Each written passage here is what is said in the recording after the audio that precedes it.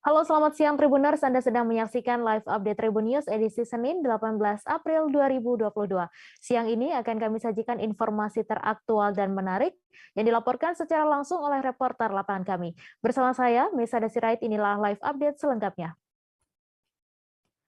Arus transportasi dari Blangkejeren Kabupaten Gayo Luwes yang menghubungkan Kuta Caneng Aceh Tenggara kembali tertimbun material longsor di beberapa titik. Akibatnya arus transportasi mengalami lumpuh total hingga Minggu 17 April siang. Kini material longsor dilaporkan sedang dibersihkan dan ditangani oleh pihak terkait dengan mengerahkan 3 unit alat berat. Untuk info selengkapnya akan disampaikan langsung oleh rekan jurnalis Serambi News, Rasidan, yang kini sudah terhubung bersama kami. Silakan Rasidan. Baik, kami sampaikan Tribuner telah terjadi longsor di lintasan Blangkejeren Kuta Cane, tepatnya pada Minggu 17 April sekitar pukul 04 WIB lebih kurang, bahkan ada yang terjadi longsor sekitar pukul 6 pagi dan pukul 7. Akibat longsor tersebut menyebabkan arus transportasi dari Blangkejeren menghubungkan Kuta Cane Aceh Tenggara sempat lumpuh total.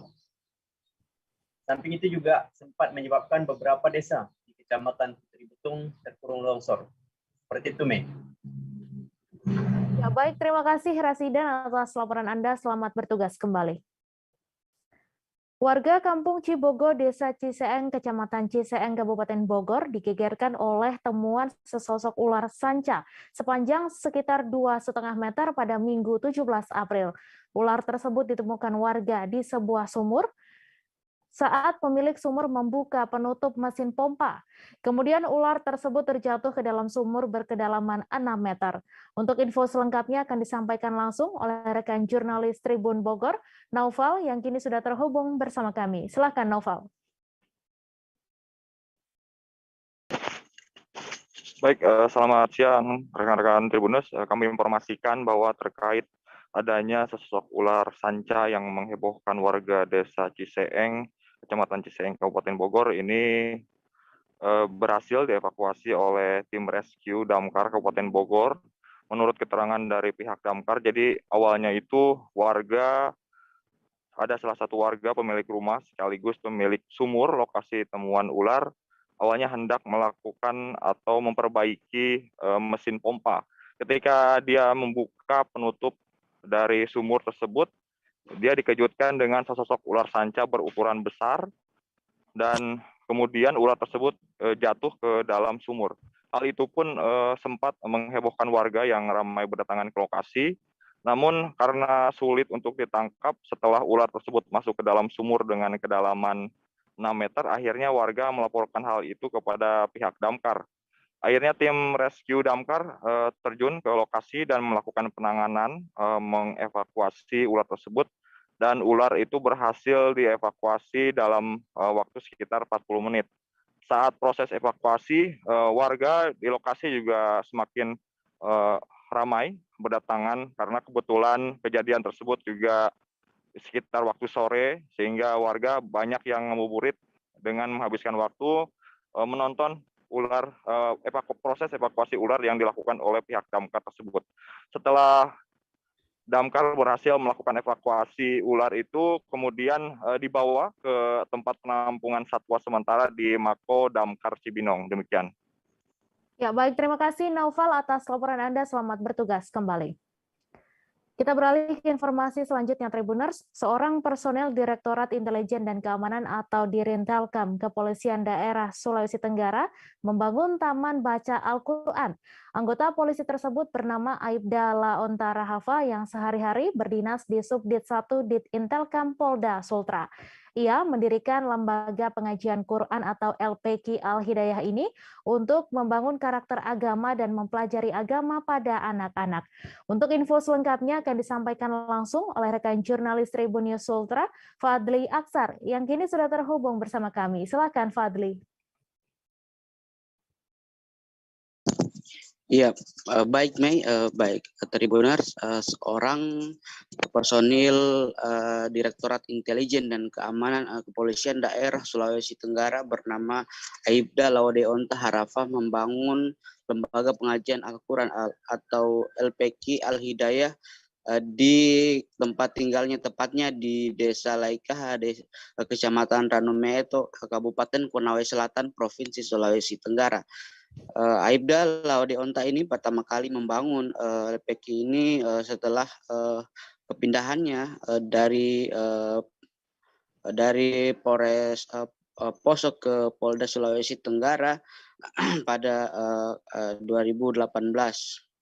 Kemudian Aibda Laodeonta ini sebenarnya membangun lembaga pengajian Al-Quran ini karena di wilayah situ tidak adanya pendidikan agama atau masjid yang jauh dari lingkungan tersebut. Kemudian dirinya terpanggil.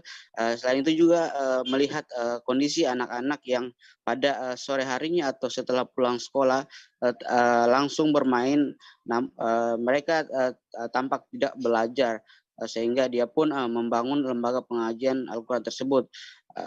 Lembaga pengajian itu dibangun dengan dana pribadi. Ia juga menyisihkan sebagian gajinya dari gaji dari institusi kepolisian sendiri.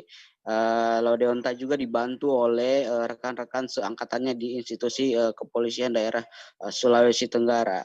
Saat ini total ada kurang lebih 70 santri yang belajar agama di lembaga pengajian Quran yang dibangun Laodeonta. Namun Laodeonta saat ini masih terkendala dengan bangunan yang masih pindah-pindah, karena pada waktu 2018 lalu dia membangun dari lahan yang dipinjam dari tetangganya. Kemudian karena lahan itu sudah dijual, kemudian ia kemudian pindah di depan tanah pinjaman atau tanah milik negara sendiri. Begitu, Mei. Baik, terima kasih Fadli Aksar atas laporan Anda. Selamat bertugas kembali.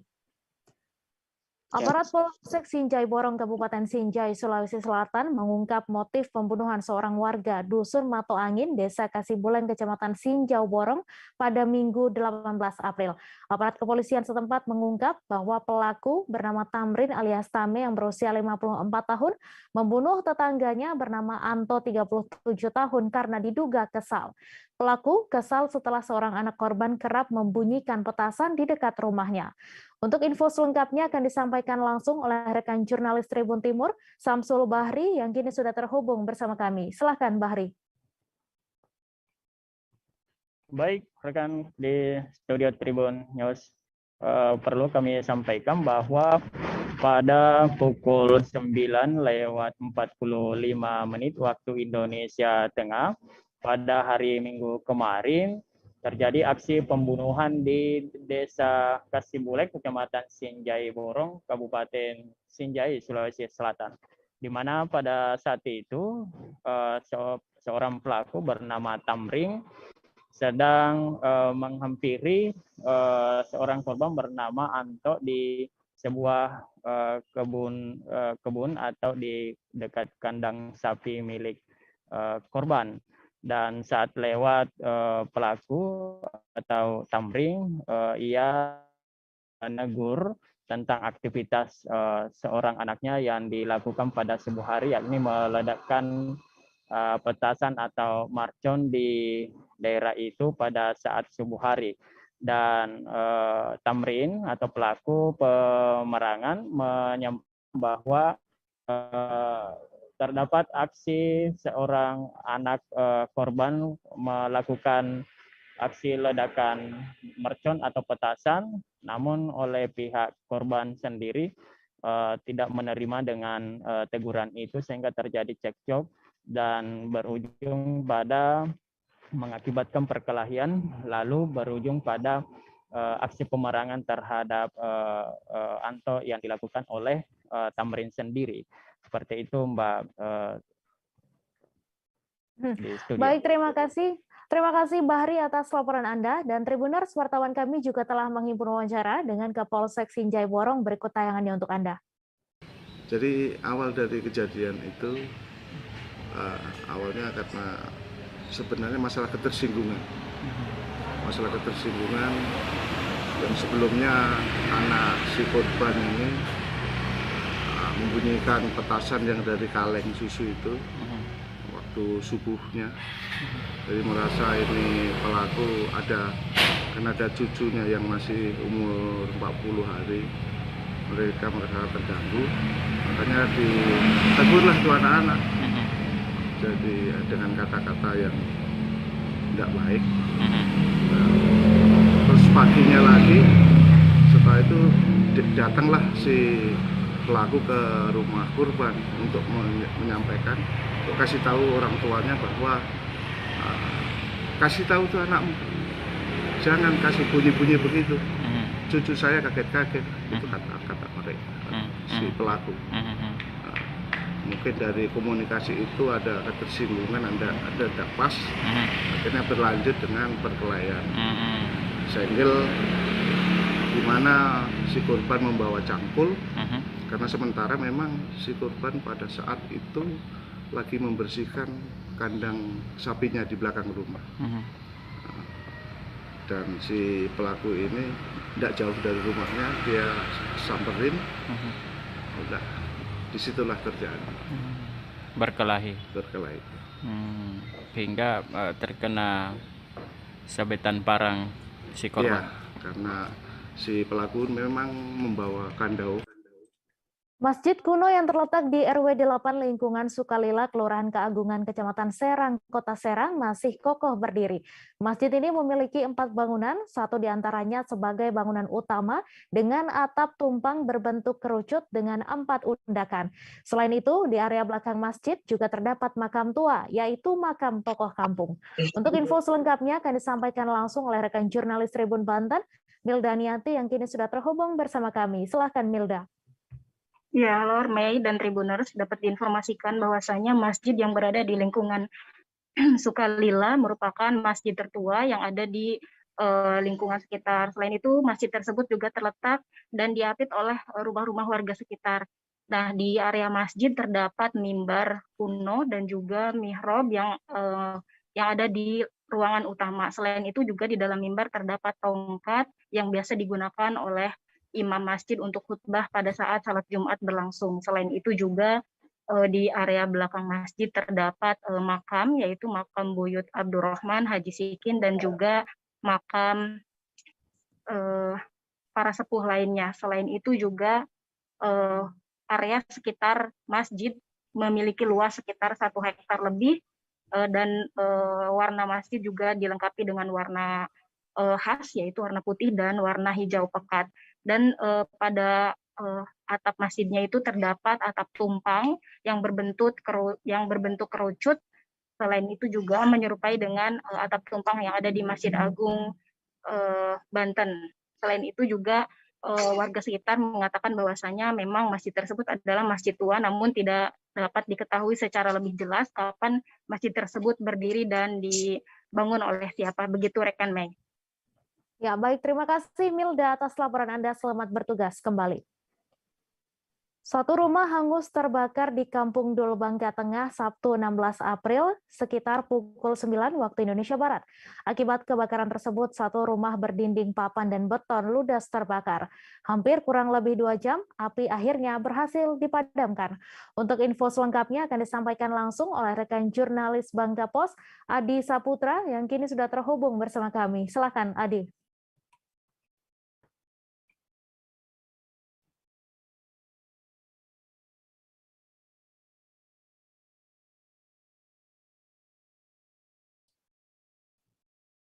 Berada, saya melakukan pada hari Sabtu tanggal 16 April 2022 telah terjadi kebakaran di daerah Jalan Polwan, Kecamatan Pangkalan Baru, Kota Bangka Tengah. Yang mana kebakaran tersebut terjadi sekitar pukul 9.00. Pada saat kebakaran terjadi, rumah tersebut ada orang tua dari saudara Ahon yang mana usianya sudah 74 tahun. Menurut keterangan dari saudara Andre, rekan dari saudara dari Ahon mengatakan bahwa saat kebakaran terjadi, orang tua dari Ahon tersebut berada di kamar mandi. Akan tetapi saat setelah dilakukan pengamanan, dilakukan evaluasi bahwa ibu korban dari Ahon tidak terjadi luka apapun dan tidak ada korban jiwa akibat kebakaran tersebut. Akan tetapi menurut keterangan dari saudara Mukri, saudara dari Ahon, bahwa kebakaran diperkirakan terjadi sekitar pukul 8:15. Akan tetapi belum diketahui dari mana sumber api tersebut terjadi. Nah, akan tetapi Mukri saat kejadian tersebut dia berada di luar rumah yang mana bekerja seperti pasar.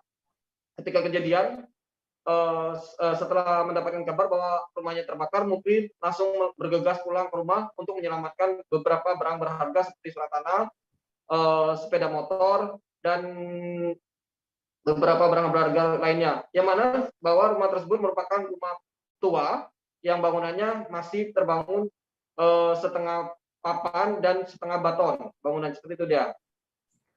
Ya, baik, terima kasih Adi atas laporan Anda. Selamat bertugas kembali. Diduga ban depan sebelah kiri pecah dan selip, satu mobil Toyota Avanza hitam terperosok ke semak belukar pada Minggu 17 April. Kejadian kecelakaan tunggal tersebut terjadi di Jalan Raya Membalong, Dusun Kelekak Usang, Desa Perawas, Kecamatan Tanjung Panda, Belitung. Beruntung, sopir beserta 4 penumpang selamat dari kejadian dan tidak mengalami luka serius. Untuk info selengkapnya akan disampaikan langsung oleh rekan jurnalis Pos Belitung, Dede Suhendar, yang kini sudah terhubung bersama kami. Silakan, Dede. Ya, baik, Mei, bisa kami sampaikan telah terjadi laka tunggal yang diduga akibat ban kiri bagian depan mobil minibus Toyota Avanza hitam Nopol BG 1710JA pecah yang menyebabkan mobil di luar tidak bisa dikendalikan sehingga terperosok ke semak belukar pada hari Minggu tanggal 17 April 2022. Berdasarkan keterangan dari Kasat Lantas Polres Belitung, Ibtu M. Tommy Pranata menjelaskan kronologis bahwa saat mobil yang dikemudikan oleh Adi yang membawa keluarganya itu melaju dari arah Kecamatan Membalong menuju Tanjung Pandan sekitar pukul 11.30 siang kemarin. Namun ketika tiba di tempat kejadian, tepatnya di Jalan Raya Membalong, Dusun Kelekak Usang, Desa Perawas, tiba-tiba mobil mengalami selip ban kiri yang diduga akibat pecah ban depan, tepatnya di sebelah kiri. Akibat kejadian itu, mobil langsung oleng dan tidak bisa dikendalikan dan keluar dari jalur, tepatnya sebelah kiri, hingga terperosok di semak belukar. Posisi terakhir mobil terbalik, namun beruntung dari 5 penumpang di dalam mobil termasuk supir dalam keadaan selamat. Atas kejadian tersebut, Kasat Lantas mengimbau kepada seluruh masyarakat untuk lebih waspada dan berhati-hati dalam berkendara. Selain itu, dirinya meminta agar keselamatan dalam berlalu lintas menjadi budaya untuk mencegah terjadinya potensi laka lantas di wilayah Polres Belitung. Demikian, Mei. Terima kasih, Dede, atas laporan Anda. Selamat bertugas kembali. Sebuah kebakaran melalap habis satu unit rumah panggung di kawasan Jalan Perintis Kemerdekaan Lorong Karya Jaya, Kecamatan Ilir Timur 3, Kelurahan Kuto Batu, Palembang pada Minggu 17 April dini hari. Akibat kejadian tersebut, yang tertinggal hanya puing-puing arang sisa material rumah yang terbakar. Peristiwa kebakaran tersebut diketahui terjadi sekira pukul 2:30 waktu Indonesia Barat dini hari. Untuk info selengkapnya akan disampaikan langsung oleh rekan jurnalis Sriwijaya Pos, Khairul Nisya, yang kini sudah terhubung bersama kami. Silakan, Nisya. Ya, baiklah ya. Kami melaporkan dari Palembang bahwasanya memang benar hari Minggu kemarin ada terjadi kebakaran yang melahap satu unit rumah panggung di kawasan Jalan Perintis Kemerdekaan Lorong Karya Jaya, Kecamatan Kuto Batu. Seperti itu dia. Dalam kejadian ini tidak ada korban jiwa, hanya saja diperkirakan saat ini ada kerugian materi sebesar 100 juta lebih untuk satu rumah yang terbakar tersebut.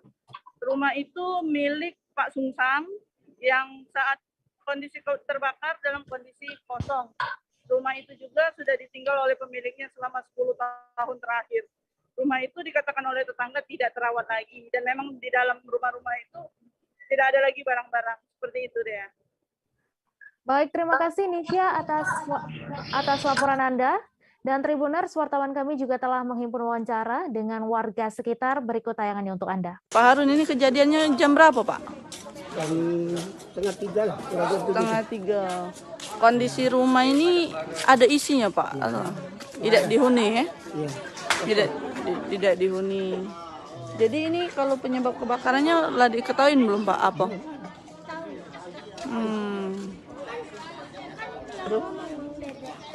Ya. Ini ada berapa mobil, Pak, tadi, Pak, yang datang ke sini untuk bantu kemarin?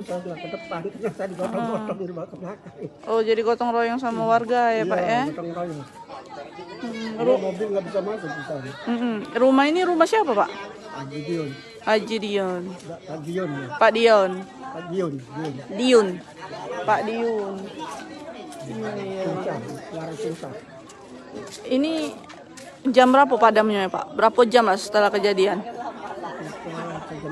Sejam setengah. Sebanyak 16 warga dari sejumlah kabupaten di Provinsi Lampung terdampar di Turki sejak November 2021. Mereka tertipu agen penyalur tenaga kerja Indonesia yang menjanjikan dapat memperkerjakan mereka di Polandia. Saat ini mereka kebingungan untuk pulang ke kampung halaman karena sudah tidak memiliki uang. Untuk informasi selengkapnya akan disampaikan langsung oleh rekan jurnalis Tribun Lampung, Joviter Husin, yang kini sudah terhubung bersama kami. Silakan, Joviter. Baik, Mei, bisa saya sampaikan dari puluhan WNI, ada 11 WNI berasal dari Provinsi Lampung. Mereka diduga menjadi korban penipuan oleh agen penyalur tenaga kerja, di mana mereka dijanjikan untuk bekerja di Polandia. Namun saat ini kondisi mereka terlantar atau terdampar di Turki.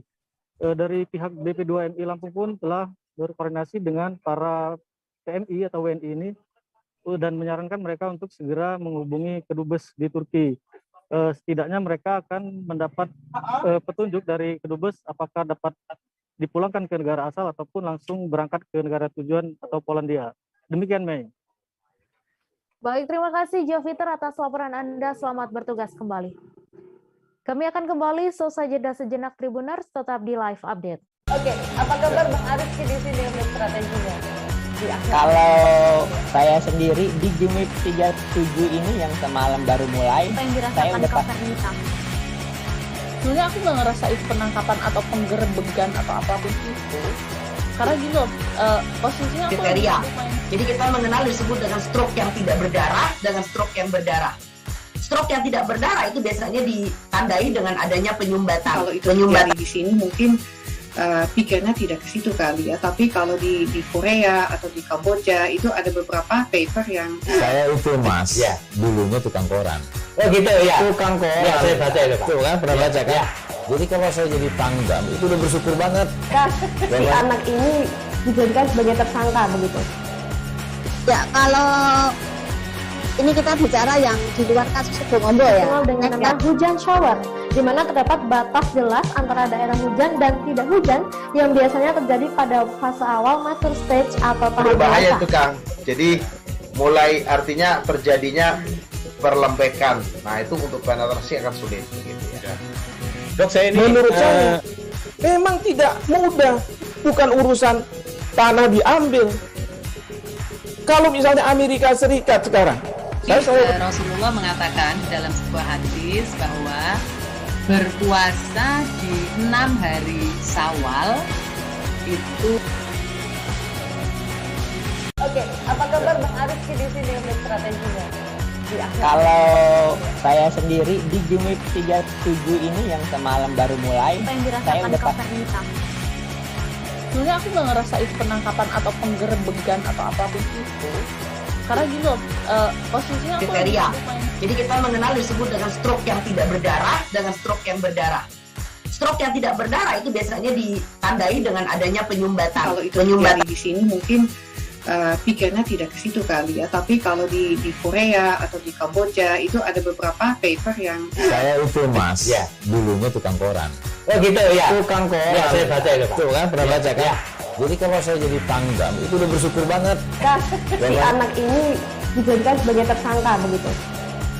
Ya, kalau ini kita bicara yang di luar kasus Sebongombo ya. Dikenal dengan nama hujan shower, di mana terdapat batas jelas antara daerah hujan dan tidak hujan yang biasanya terjadi pada fase awal mature stage atau tahap berbahaya dewasa. itu Kang. Jadi mulai artinya terjadinya perlembekan. Nah itu untuk penetrasi akan sulit. Gitu ya. Dok, saya ini menurut saya memang tidak mudah. Bukan urusan tanah diambil. Kalau misalnya Amerika Serikat sekarang, Rasulullah mengatakan dalam sebuah hadis bahwa berpuasa di 6 hari Syawal itu. Oke, apa kabar Bang Arif di sini untuk strateginya? Kalau saya sendiri di Jumip 37 ini yang semalam baru mulai, saya udah pas. Sebenarnya aku nggak ngerasa itu penangkapan atau penggerebegan atau apapun itu, karena gini loh, posisinya aku kriteria. Jadi kita mengenal disebut dengan stroke yang tidak berdarah dengan stroke yang berdarah. Stroke yang tidak berdarah itu biasanya ditandai dengan adanya penyumbatan. Kalau itu terjadi di sini mungkin pikirnya tidak ke situ kali ya, tapi kalau di Korea atau di Kamboja itu ada beberapa paper yang Saya itu Mas, ya, dulunya tukang koran. Oh gitu ya. Tukang koran. Ya, saya baca itu Pak. Tuh kan pernah baca kan? Ya. Jadi kalau saya jadi Pangdam itu udah bersyukur banget. Si anak ini dijadikan sebagai tersangka begitu. Ya, kalau ini kita bicara yang di luar kasus Sebongombo ya. Dikenal dengan nama hujan shower, di mana terdapat batas jelas antara daerah hujan dan tidak hujan yang biasanya terjadi pada fase awal mature stage atau tahap berbahaya dewasa. itu Kang. Jadi mulai artinya terjadinya perlembekan. Nah itu untuk penetrasi akan sulit. Gitu ya. Dok, saya ini menurut saya memang tidak mudah. Bukan urusan tanah diambil. Kalau misalnya Amerika Serikat sekarang, Rasulullah mengatakan dalam sebuah hadis bahwa berpuasa di 6 hari Syawal itu. Oke, apa kabar Bang Arif di sini untuk strateginya?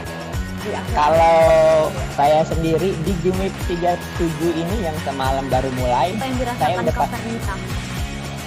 Sebenarnya aku nggak ngerasa itu penangkapan atau penggerebegan atau apapun itu, karena gini loh, posisinya aku kriteria. Jadi kita mengenal disebut dengan stroke yang tidak berdarah dengan stroke yang berdarah. Stroke yang tidak berdarah itu biasanya ditandai dengan adanya penyumbatan. Kalau itu terjadi di sini mungkin pikirnya tidak ke situ kali ya, tapi kalau di Korea atau di Kamboja itu ada beberapa. Terima kasih Anda masih menyaksikan live update. Jasa penyewaan mobil sudah dipenuhi pemesanan sejak awal puasa untuk digunakan saat mudik, seperti penyewaan mobil Bintang Fajar milik Faizun di Kota Depok, Jawa Barat. Menurut Faizun, Ramadan kali ini membawa berkah, lantaran 8 unit armada miliknya sudah ludes disewa para pelanggan untuk mudik Lebaran.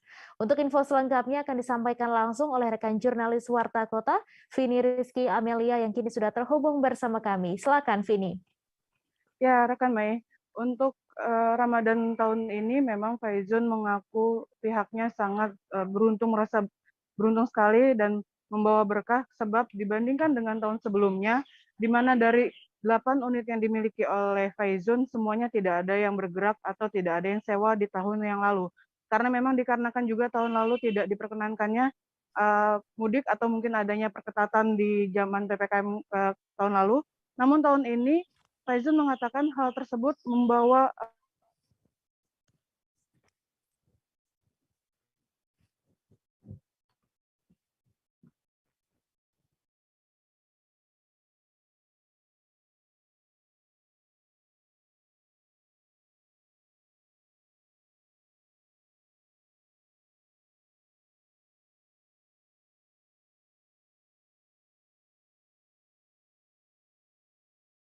demikian, Faizun mengatakan bahwa biaya atau uang sewa yang dikenakan memang sedikit lebih mahal dibandingkan dengan hari biasanya.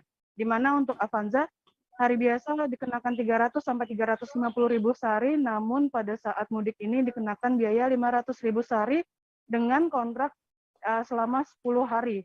Sedangkan untuk Innova dan Toyota Rush dikenakan biaya 700.000 per hari dengan kontrak 10 hari yang sama juga dengan Avanza dan Xenia. Demikian rekan Mei. Baik, terima kasih Vini atas laporan Anda, dan Tribuners, wartawan kami juga telah menghimpun wawancara dengan pemilik Bintang Fajar, Faizun. Berikut tayangannya untuk Anda. Untuk saat ini penyewaan mobil untuk Lebaran atau udah mudik itu sudah ada belum, Bang? Alhamdulillah sudah mulai meningkat ya daripada tahun yang lalu. Kalau tahun yang lalu, 2 tahun yang kemarin ya karena pandemi, ya hampir 90% hilang. 90% hilang tuh tahun lalu ya? Tahun yang lalu. Kalau tahun ini? Tahun ini alhamdulillah sudah kembali berapa persen tuh? Alhamdulillah udah habis saya. Udah habis? Dari berapa punya? Dari 8 unit ya. Dari 8 armada? Ya. Oh itu semuanya udah habis tuh? Itu buat mudik atau buat Lebaran? Buat mudik semua? Lebaran, ya. Mudik dan Lebaran ya? Sudah semuanya sudah keluar tuh? Alhamdulillah sudah booking semua. Oh sudah booking. Seharinya berapa biasanya Mas? Seharinya kalau untuk kelas Avanza itu saya jual 500.000. 560? 500.000 sehari. Sehari? Paket 10 hari. Paket 10 hari, berarti 5 juta? 5 juta. Lalu tuh pas kunci ya Bang? Iya. Untuk Avanza, kalau untuk Innova dan yang lainnya beda. 8 unit itu apa aja Bang? Avanza, RAS, Innova, Xenia. Iya, campur-campur. Campur-campur ya? Iya. Lalu tuh seperti apa? Ngedrop banget ya? Wah, drop. Tahun lalu tuh? Habis ya?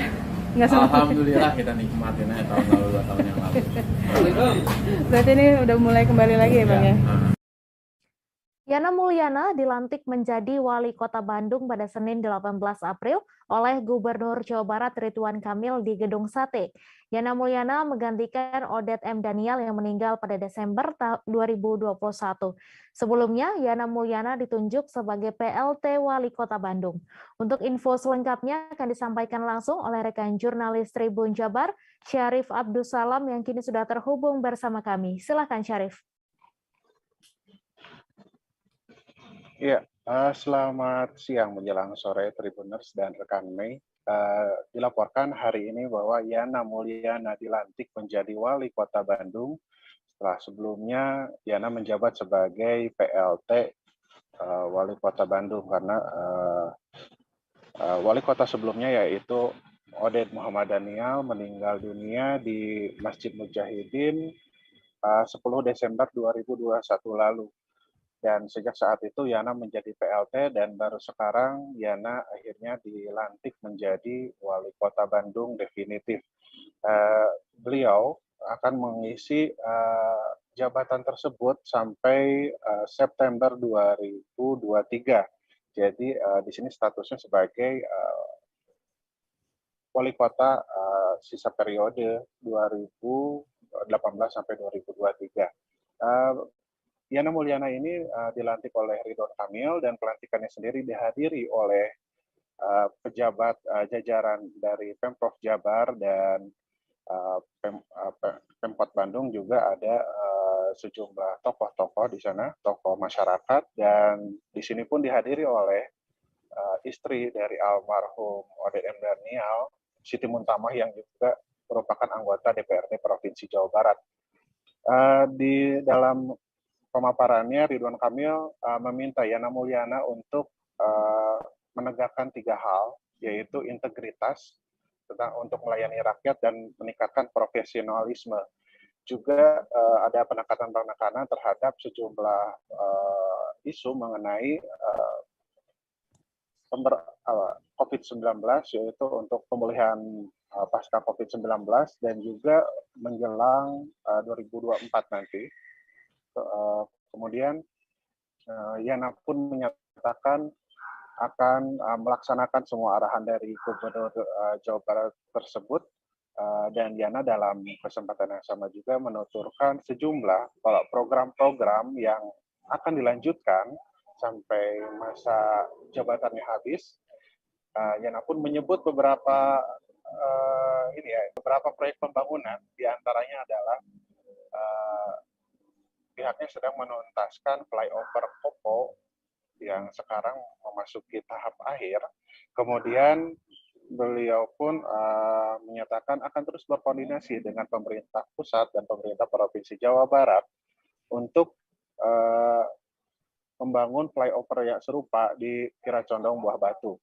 Kemudian ada juga untuk pembangunan moda transportasi berbasis rel dan juga untuk underpass Cibiru. Ada lagi di sini akses kilometer 149 tol Purwakarta Cileunyi. Ini semuanya tampaknya untuk mengatasi masalah kemacetan di Kota Bandung dan sekitarnya. Uniknya, pelantikan ini, di akhir pelantikan terjadi interupsi dari mungkin seorang mahasiswa ya. Dia mengacungkan map berwarna biru sampai bilang interupsi, kemudian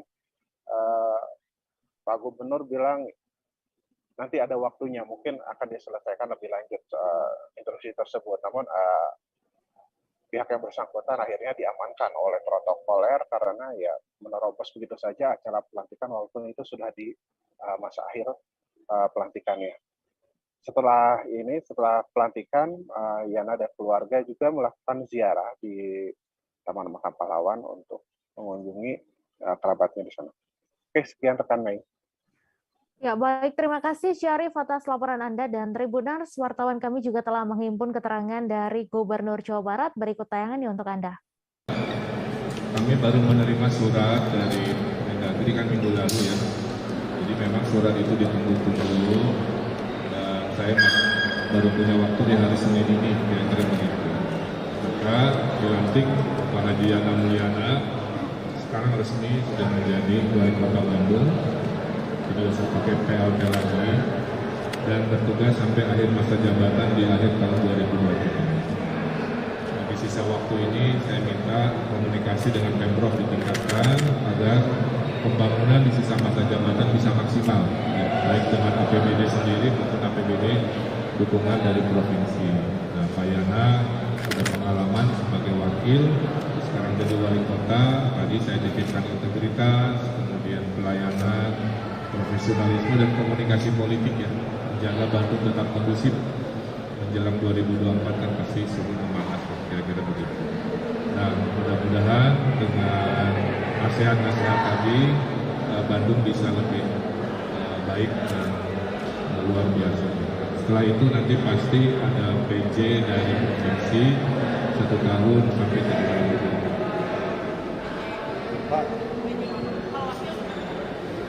Saya tunggu arahan dari Mendagri. Kalau memang masih memungkinkan, prosedur tentu harus ditempuh dari bawah, ya, diajukan dari DPRD. Saya belum ada arahan.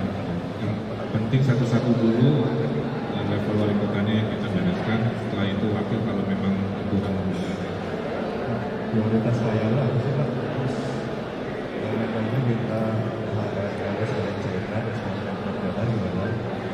Juga soal kesiapan tol Cisumdawu yang ada di ya, menjelang Lebaran ini kita siaga ya, karena kecelakaan kembali terjadi di Jalan Lingkar, Kecamatan Teluk Nibung, Kota Tanjung Balai dan memakan 2 korban jiwa.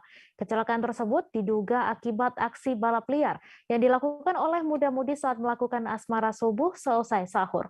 Pelaku balap liar dengan kecepatan tinggi menabrak seorang penonton yang hendak menyeberang merayakan kemenangan. Untuk info selengkapnya akan disampaikan langsung oleh rekan jurnalis Tribun Medan, Alif, yang kini sudah terhubung bersama kami. Silakan, Alif. Ya, terima kasih rekan Mei. Jelaskan bahwasanya kejadian tersebut terjadi pada Sabtu 16 April 2020 lalu, di mana kejadian tersebut terjadi sekitar pukul 4 subuh, seusai sahur. Nah, saat itu pihak kepolisian, saya coba konfirmasi, mengaku tidak mengetahui hal tersebut.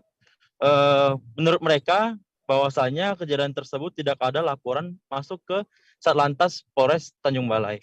Namun untuk saat ini polisi tetap melakukan razia-razia rutin di sekitaran lokasi tersebut. Sebab sebelum kejadian tersebut sudah pernah terjadi kejadian sebelumnya, kecelakaan sebelumnya yang memakan 1 orang korban tewas gitu, Mei. Ya, baik, terima kasih Alif atas laporan Anda dan Tribuners, wartawan kami juga telah menghimpun wawancara dengan Kasat Lantas Polres Tanjung Balai. Berikut tayangannya untuk Anda.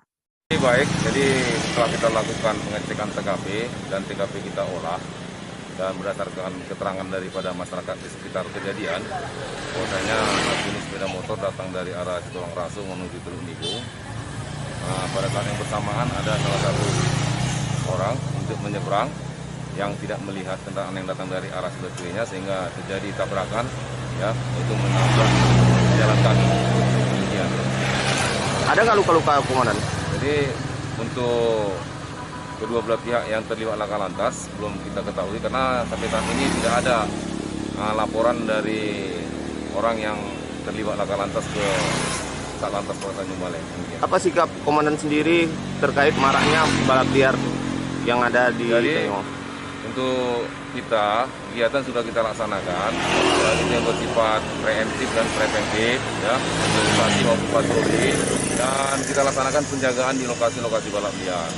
Ya, kita lakukan sampai menjelang azan subuh. Namun mereka-mereka ini selalu mengintip kita ketika kita kembali ke kantor pada saat kemarin itu mau menjelang berbuka puasa, anggota yang melakukan patroli dan penjagaan di lokasi balapan liar, mereka langsung melakukan aksinya.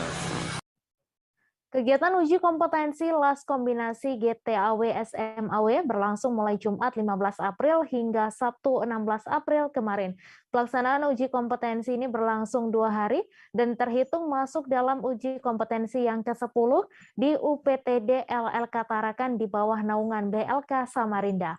Untuk info selengkapnya akan disampaikan langsung oleh rekan jurnalis Tribun Kaltara, Andi Pausiah yang kini sudah terhubung bersama kami. Silakan, Andi.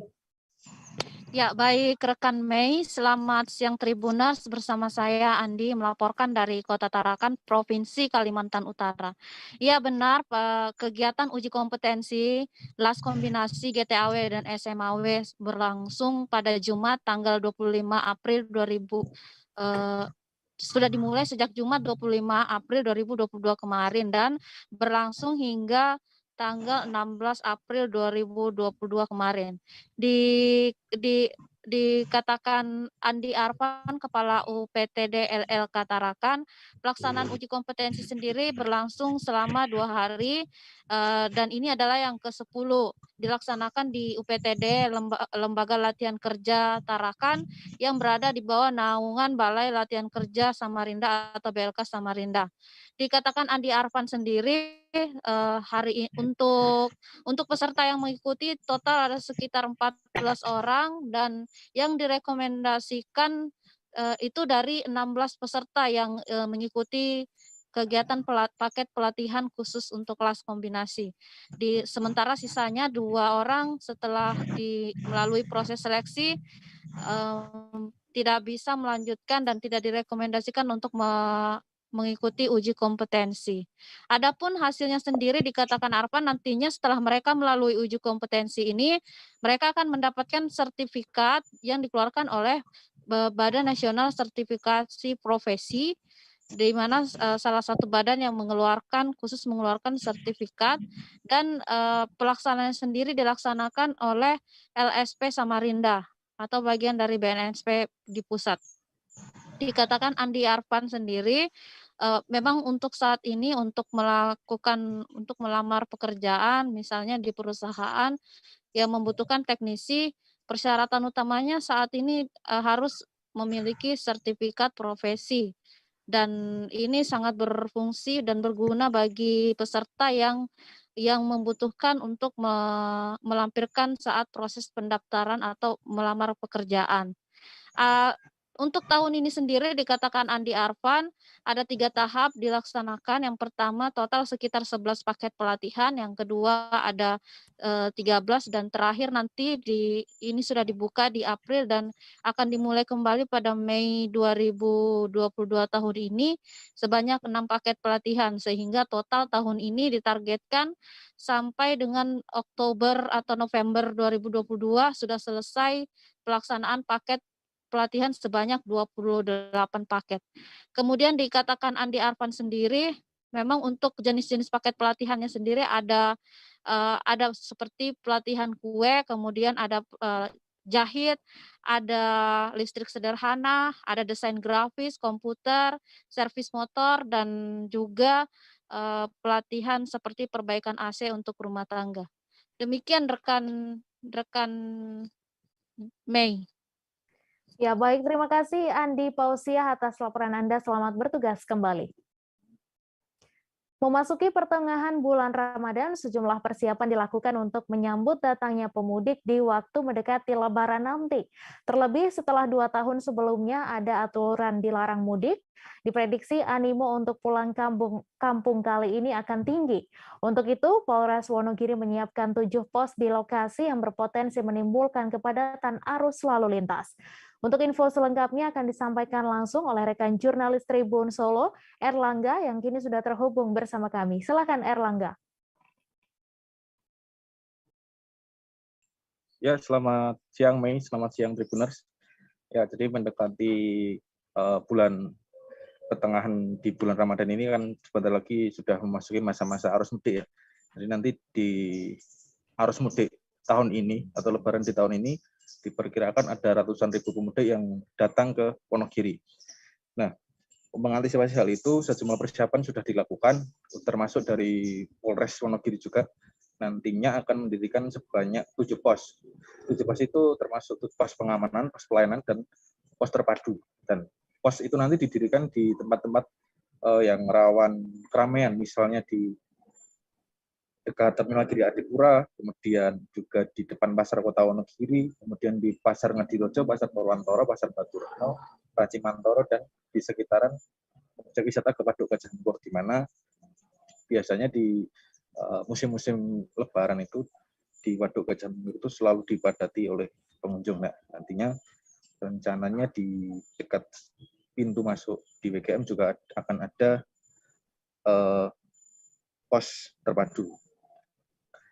Selain pendirian pos, nanti juga di persimpangan-persimpangan jalan yang berpotensi ramai akan dilakukan rekayasa lalu lintas. Sementara itu juga untuk jalur-jalur alternatif juga dipersiapkan, jalur alternatif mudik nanti.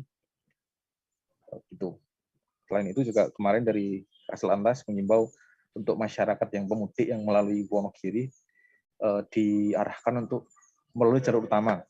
Jadi tidak melalui jalur-jalur tikus atau jalur alternatif yang masih belum tahu seperti apa keamanannya. Kan kalau di jalur utama sudah pasti keamanannya seperti apa, sudah ada dijaga polisi juga, dan medannya seperti apa. Gitu. Dan juga Pak Kaslantas Polres Wonogiri menambahkan mengimbau kepada masyarakat pemudik yang akan melakukan perjalanan mudik itu harus mempersiapkan kendaraan. Jadi bukan hanya fisik saja, tapi persiapan kendaraan juga harus diperhatikan. Segitu. Terima kasih. Terima kasih Erlangga atas laporan Anda. Selamat bertugas kembali. Cipayung Plus Banjarbaru dan BEM Sekota Banjarbaru menggelar demonstrasi di depan kantor pemerintah Kota Banjarbaru pada Senin 18 April. Para mahasiswa ini sudah ada sejak pukul 9 waktu Indonesia Tengah berada di depan kantor pemerintah Kota Banjarbaru. Koordinator lapangan dari GMNI, Krishna Aryaguna, bersama dengan rekan mahasiswa lainnya berorasi menyampaikan 10 tuntutan. Untuk info selengkapnya akan disampaikan langsung oleh rekan jurnalis Banjarmasin Post, Siti Bulkis, yang kini sudah terhubung bersama kami. Silakan Siti. Ya, baik. Terima kasih rekan Mei. Ya, seperti dapat saya informasikan bahwa hari ini tadi telah para demonstran dari Cipayung Plus Banjarbaru dan juga BEM mendatangi kantor Balai Kota atau kantor pemerintah Kota Banjarbaru untuk menyampaikan beberapa sekitar 10 tuntutan terhadap pemerintah Kota Banjarbaru.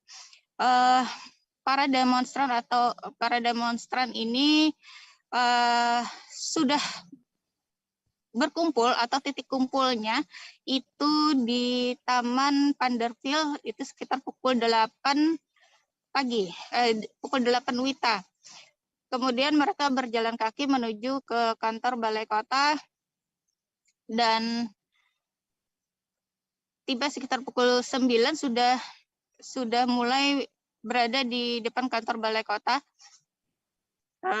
Kemudian di sana mereka menuntut meminta untuk bertemu dengan para pemerintah Kota Banjarbaru, yaitu Forkopimda, dan hal tersebut dipenuhi oleh pemerintah Kota Banjarbaru, di mana Bapak Wali Kota Banjarbaru didampingi Wakil Wali Kota serta juga Ketua DPRD Banjarbaru datang dan menemui langsung para demonstran ini dan duduk bersama di depan kantor Balai Kota Banjarbaru. Dalam pertemuan tersebut, para demonstran ini menyampaikan 10 tuntutan, diantaranya adalah tentang meminta pemerintah Kota Banjarbaru untuk dapat menjaga stabilkan harga bahan pokok, diantaranya seperti minyak goreng dan kelangkaan minyak goreng juga, serta menolak untuk kenaikan PPN dari 10 ke 11%. Kemudian juga ada tuntutan terkait tentang BBM Pertamax, serta penolakan terhadap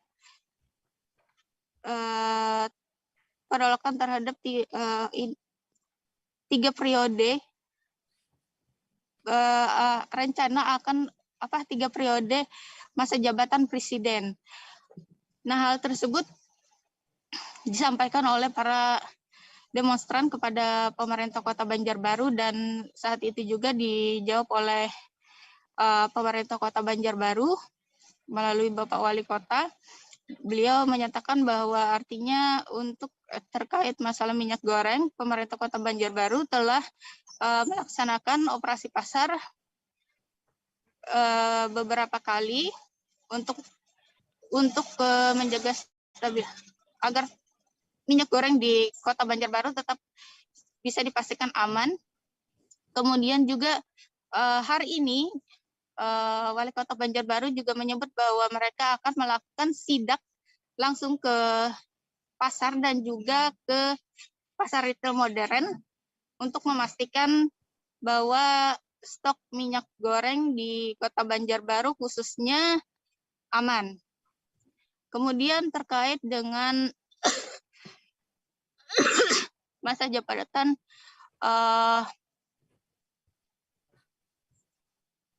tiga periode presiden, Wali Kota dan juga Ketua DPRD Banjarbaru menyatakan bahwa mereka juga akan nantinya mencoba untuk menyampaikan hal tersebut kepada pemerintah pusat. Namun dalam pesan dalam demo yang berlangsung tadi pagi, pemerintah Kota Banjarbaru artinya tidak masalah atau menyambut baik saja dengan apa yang disampaikan oleh para demonstran. Namun mereka tetap meminta agar para demonstran juga dapat membedakan mana yang artinya kebijakan pemerintah kota dan juga kebijakan pemerintah pusat. Seperti itu, rekan Mei. Ya, baik, terima kasih Siti atas laporan Anda, dan Tribuners, wartawan kami juga telah menghimpun wawancara dengan koordinator lapangan dari GMNI. Berikut tayangannya untuk Anda. Semuanya dan akan diupayakan di 7 kali 24 jam. Kami tunggu progresnya 7 kali 24 jam ke depan. Jadi dari Forkopimda harus press conference. Alhamdulillah disepakati semua dan kami menang hari ini. Kepemudaan itu isu lama. Jadi perdanya udah terbentuk, dijanjikan bahwa akan diturunkan, ada perwali supaya lebih kuat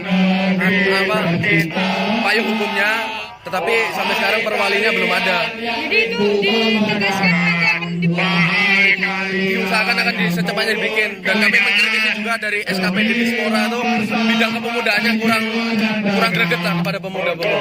Jadi itu termasuk dalam 7 kali 24 jam tadi? Yang itu enggak di luar, yang 7 kali 24 jam yang ada di draft tadi. Oh, yang ada di isu nasional? Isu nasional yang berdampak di Banjarbaru. Tapi dalam tuntutan kami 7 hari dari hari ini itu harus sudah direalisasikan. Kami tetap kawal dalam jangka 7 hari harus sudah direalisasikan apa dari tuntutan kami. Mungkin itu aja. Tuntutan kita dapat ditandatangani. Krisna Arya Guna. Krisna Arya Guna. Dari Dari GMNI. Pencurian sepeda motor kembali terjadi di Provinsi Lampung. Kali ini motor Honda Beat milik seorang mahasiswi raib saat terparkir di halaman luar rumah kos di Desa Banjarrejo, Kecamatan Batanghari, Kabupaten Lampung Timur. Saat kejadian, korban diketahui sedang mengerjakan tugas kuliah di dalam kos. Untuk info selengkapnya akan disampaikan langsung oleh rekan jurnalis Tribun Lampung, Yogi Wahyudi, yang kini sudah terhubung bersama kami. Silakan Yogi.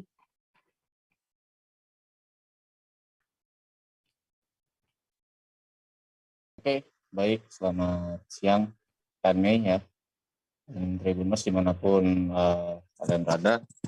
Memang melaporkan ya, kemarin terjadi pencurian ya motor ya. Kembali terjadi pencurian motor di area Kabupaten Lampung Timur, tepatnya di Desa Banjarrejo, Kecamatan Batanghari ya, Kabupaten Lampung Timur, sekitar pukul 13.45 waktu Indonesia Barat. Kejadian itu bermula si pemilik motor yang kerap disapa dengan Ambar ya, tiba di kota Metro, di Lampung Timur, dari Lampung Tengah ya, asalnya Lampung Tengah sampai di Lampung Timur itu sekitar pukul 11 pagi ya, menjelang siang, untuk mengerjakan tugas di indekos rekannya. Ketika ditinggal, sadarnya hilang motor tersebut karena ada salah satu dari orang yang ada di indekos itu menyadari jika motor yang terparkir hanya satu. Sebelumnya ada 2 yang terparkir, termasuk motornya, motor Honda Beat warna hitam. Lalu ketika sadar, Ambar langsung melakukan pelaporan ya, melaporkan kepada pihak Polsek Batanghari, Polsek setempat, dan Polsek setempat langsung melakukan olah TKP di lokasi kejadian. Nah, hasil dari olah TKP memang polisi masih sedikit terhambat dengan tidak adanya CCTV ya, tidak adanya CCTV di area sekitar karena itu kompleks indekos dan perumahan-perumahan warga ya, jadi memang tidak ada CCTV baik itu dari antar gang menuju gang lalu di depan-depan, tapi memang pihak kepolisian masih mendalami kasus ini. Perkiraan kejadian menurut polisi itu antara pukul 1 siang sampai dengan 13.30 kurang lebih ya, karena pukul 12.00 itu rekan dari korban ini sempat keluar untuk menerima pemberian paket ya, paket oleh kurir jasa antar, itu sekitar jam 12 siang lebih ya, dan masih ada motor itu. Nah, menurut saksi di sekitar juga memang di area ini, khususnya di kecamatan, di desa dan kecamatan ini memang sering terjadi pencurian motor ya, beberapa kali, baik itu di dalam rumah, di luar rumah, ataupun di area-area indekos. Nah, pihak polisian meminta kepada masyarakat untuk lebih berhati-hati, karena memang rawan pencurian motor di area-area sekitar. Kurang lebih seperti itu rekan Mei. Ya, baik, terima kasih Yogi Wahyudi atas laporan. Selamat bertugas kembali. Batik Demahen akan membawa karya busana pada gelaran Fashion Show Muslim Fashion Festival atau MUFES yang berlangsung di Grand Ballroom The Ritz-Carlton Jakarta pada 21 hingga 23 April 2022. Pemilik batik Demahen sekaligus desainer Bangka Belitung, Mahendra Jusman, sudah menyiapkan 8 outfit bertema Gipsy Muslim. Bahkan ada busana seberat 6 kg yang akan dikenakan model untuk melenggang pada event tersebut. Untuk info selengkapnya akan disampaikan langsung oleh rekan jurnalis Pos Belitung, Adelina Nurmalitasari, yang kini sudah terhubung bersama kami. Silakan Adelina. Baik, Mei dan Tribuners, Batik Demahen memang akan menjadi satu dari sekian brand yang tampil pada Fashion Show Muslim Fashion Festival atau MUFES. Brand batik khas Bangka Belitung ini rencananya akan menampilkan busana muslim dengan teknik layer melalui paduan bahan sifon, batik, dan linen. Selain sifon, outfit yang ditampilkan juga bakal dikombinasikan dengan soft tile. Bahkan ada satu busana dengan komposisi bahan tile sekitar 45 meter, juga ada outfit yang beratnya mencapai 6 kg yang akan ditampilkan pada MUFES nantinya. Pastinya busana Demahen juga tetap menonjolkan batik dengan motif-motif khas Bangka Belitung, seperti motif kater yang menjadi motif khas yang terinspirasi dari perahu kater Belitung Timur. Busana-busana Demahen pun dikemas dengan warna-warni yang berani dan tak ketinggalan hijab simple layaknya style khas kaum Gipsi. Tak cuma itu, busana bertema Gipsi Muslim tersebut juga akan dipadukan dengan tas lidi nipah dari pengrajin Bangka yang fashionable dan cocok dengan style busana Demahen. Nah, seperti apa outfit yang ditampilkan, desainer sekaligus pemilik Demahen Mahendra Jusman juga masih merahasiakan nih karyanya, dan nanti bisa langsung disaksikan pada MUFES 2022 di Grand Ballroom Ritz-Carlton Jakarta, di mana Demahen akan tampil pada 22 April pukul 1 sampai pukul 2 siang. Dan menurutnya, ajang ini menjadi momen agar brand Demahen semakin diakui serta lebih dikenal di dunia fashion. Di samping juga bisa memperkenalkan batik dari Bangka Belitung dan juga produk lokal yang digandeng. Demikian Mei, kembali kepada Anda di studio. Baik, terima kasih Adelina atas laporan Anda. Selamat bertugas kembali. Perayaan Paskah berlangsung meriah di Provinsi Sulawesi Utara. Umat Kristen mengadakan lomba-lomba unik dalam rangka memperingati kebangkitan Isa Al-Masih. Satu di antara tradisi Paskah yang masih terus dilakukan, yakni mencari telur Paskah. Seperti yang dilakukan Jemaat Gereja Gemim Paulus Wasian KK1 Kabupaten Minahasa Utara yang juga melaksanakan tradisi tersebut. Untuk informasi selengkapnya akan disampaikan langsung oleh rekan jurnalis Tribun Manado, Rio Nur, yang kini sudah terhubung bersama kami. Silakan, Rio. Ya, terima kasih rekan Mei. Jadi hari Minggu, tanggal 17 April 2022 merupakan perayaan kebangkitan Yesus Kristus atau kebangkitan dari Isa Al-Masih. Ini merupakan hari raya spesial dari umat Kristen, mana banyak perayaan unik yang sesuai dengan tradisi orang Minahasa untuk merayakan Paskah ini. Salah satunya yang unik itu yang menjadi tradisi adalah mencari telur Paskah. Di mana telur ini disembunyikan di satu tempat. Kemudian peserta pencarian telur Paskah ini mencari telur tersebut. Biasanya mencari telur Paskah ini dilakoni para anak-anak, tapi khusus di Jemaat Gemim Paulus Wasian, khususnya kolom 3 di Desa Wasian Kabupaten Minahasa, di mana para remaja, pemuda, dan orang tua juga ikut serta meramaikan kegiatan mencari telur Paskah ini. Jadi sekitar puluhan telur sudah disebar di lapangan luas, disembunyikan, kemudian bersama-sama para peserta mencarinya di lapangan tersebut. Jadi yang menangnya nanti siapa peserta yang paling banyak menemukan telur yang telah disembunyikan. Setelah pemenang nantinya pun mendapatkan hadiah yang sudah disiapkan oleh panitia. Selain itu juga ada juga lomba-lomba unik lainnya, misalnya seperti makan kerupuk, ada lomba lari kelereng, bahkan ada lomba gunting hadiah. Banyak sekali ya, semua ikut serta meramaikan pelaksanaan perayaan Paskah ini, mulai dari anak-anak, mulai dari remaja, pemuda, hingga orang tua, bapak dan ibu ikut serta larut dalam pelaksanaan lomba-lomba yang diselenggarakan oleh itu. Demikian rekan Mei.